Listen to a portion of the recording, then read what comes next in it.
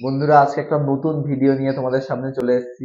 ভিডিওটার টপিকটা খুবই একটা ইন্টারেস্টিং টপিক। ভিডিওটা তোমাদের আশা করি সকলের হেল্পফুল হবে। মূলত বিগিনারদের জন্য ভিডিওটা করছি, যারা প্রথম পাখি পোষা শুরু করছে, যারা শুরু থেকেই ভাবছে যে তোমার একেবারে রেডি টু বিডিং পেয়ার কিনবো। আমার যেমন প্রথম অবস্থায় যেটা আমার হয়েছিল, আমি প্রথম অবস্থায় ভাবতাম যে পুরো রেডি পাখি কিনবো, মানে ডিম বাচ্চা করা পাখি কিনবো। ফার্স্ট অফ অল বন্ধুরা বলি, যদি ডিম বাচ্চা করা পাখি কিনতেই হয় তাহলে দেখবে যে পুরো ফার্ম তুলে দিচ্ছে তার কাছ থেকে তুমি পেয়ার অ্যাডাল্ট পাখি নাও, ঠিক আছে, বা তার বাড়িতে গিয়ে দেখো ডিম বাচ্চা করছে।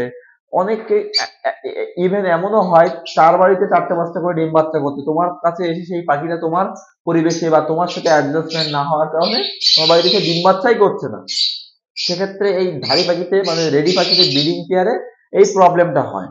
বাচ্চা পাখির ক্ষেত্রে এই প্রবলেমটা হয় না। তাই আমি সমস্ত বিগিনার বন্ধু বা দাদা ভাই দিদি বোন যারা দেখছে তাদেরকে একটাই কথা বলবো, যারা তোমার নতুন অবস্থা থেকে শুরু করছো, তারা তোমরা যদি 10 পেয়ার পাখি দিয়ে শুরু করতে চাও তাহলে তোমরা 1 পেয়ার থেকে 2 পেয়ার অ্যাডাল্ট পাখি কিনবে, আর মানে 80% তোমরা বাচ্চা পাখি থেকে শুরু করবে।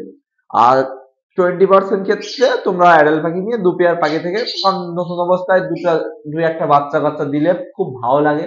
সেক্ষেত্রে তোমরা 2-1 পেয়ার অ্যাডাল্ট পাখি কিনবে। তাছাড়া বেশিরভাগ টাইমে শুরু করবে সবসময় বেবি দিয়ে। এটাই সব থেকে বলার বিষয়, কারণ বেবি দিয়ে সবসময় শুরু করবে, তাহলে বেবিটা তুমি নিজেই সেটিং করতে পারবে যে কি খাওয়াবে বা কি ফুড চার্ট দেবে, সবকিছু তুমি নিজে থেকে তৈরি করতে পারবে।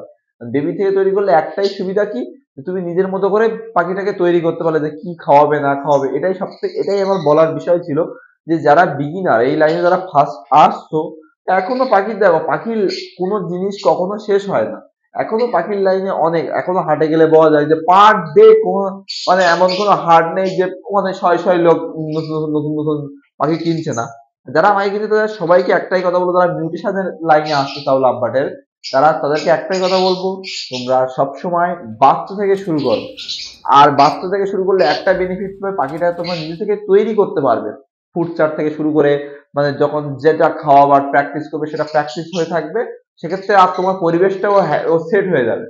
সেই ক্ষেত্রে তোমরা সবসময় বেবি নিয়ে শুরু করো। আর কারো যদি কোনো প্রবলেম হয় বা পাখি কেনাবেচা বা পাখি চিনতে বুঝতে এভরিথিং, যদি কারো কোনো প্রবলেম হয় তাহলে তোমরা আমার সাথে কন্ট্যাক্ট করতে পারো। ডিসপ্লেতে নাম্বার দিয়ে দেবো, এই নাম্বারে আমার সাথে কন্ট্যাক্ট করবে, ফোন করতে পারো অথবা হোয়াটসঅ্যাপ করতে পারো, যা ইচ্ছা করতে পারো। যে কারো পাখি যদি কোনো পাখি কিনতে হবে বলে যে আমার সাথে কথা বলতে হবে এমন কোনো কথা নয়।